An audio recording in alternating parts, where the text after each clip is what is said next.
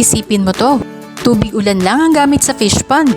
Walang aerator, hindi nagpapalit ng tubig, pero hindi namamatay ng isda, hindi mabaho ang tubig, at magaganda pa ang mga na-harvest na tilapia. Imposible ba?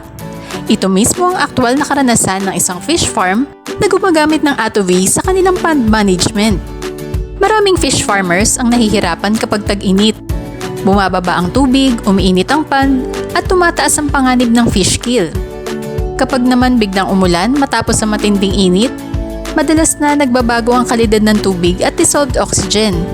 Ito ang isa sa mga dahilan kung bakit may mga pagkakataong maraming isda ang namamatay. Pero sa farm na ito, kakaiba ang kanilang naging obserbasyon.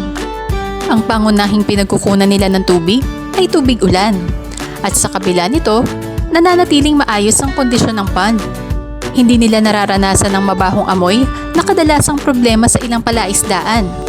Sa halip, napansin nilang maraming lablab ang natural na tumutubo sa pond.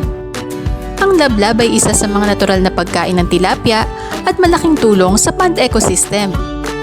May isa pa silang simpleng ginagawa. Sa isang bahagi ng pond, nagtatanim sila ng water lilies. Hindi lamang ito para sa itsura ng pond. Ayon sa kanila, nagsisilbi itong proteksyon laban sa sobrang init ng panahon. Kasabay nito, nakakatulong din itong mapanatili ang magandang kondisyon ng tubig para sa mga alagang isda. Kapag matindi ang init at nababawasan ng tubig sa pond, simple lang ang ginagawa nila. Dinadagdagan lamang nila ito ng tubig. Wala silang regular na water replacement program. Hindi rin sila gumagamit ng aerator. Sa kabila nito, patuloy na maganda ang kalagayan ng kanilang mga tilapia. Isa sa kanilang regular na ginagawa ay ang paggamit ng ATOV. Weekly silang naglalagay ng 2 kutsarang ATOV sa bawat pitak ng pond. Ayon sa caretaker, ito na ang naging bahagi ng kanilang pond management routine. Madali itong gawin at hindi matrabaho sa araw-araw na operasyon ng farm. Isa sa pinakamalaking obserbasyon nila ay ang tibay ng resistensya ng kanilang mga isda. Karaniwan sa fish farming, kapag sobrang init tapos biglang bumuhos ang ulan, nagkakaroon ng pagbabago sa kalidad ng tubig. Kapag nangyari ito, maaaring maapektuhan ng dissolved oxygen at magkaroon ng stress sa mga isda. Sa ibang pagkakataon, maaari pa itong magdulot ng mortality. Pero ayon sa kanilang karanasan, kahit dumaan sa ganitong kondisyon ang kanilang pond, wala silang naranasang fish kill. Nang dumating ang panahon ng harvest, sinubukan nilang tikman ang kanilang mga tilapia. Niluto nila ito at personal na sinuri ang kalidad ng karne. At ayon sa kanila, masarap ang lasa. Hindi malansa, hindi rin nangangamoy burak.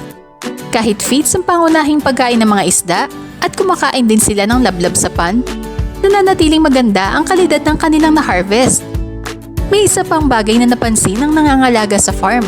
Nakita niya ang malinaw na kaibahan ng isdang ginamitan ng ATOV kumpara sa mga isdang hindi ginamitan.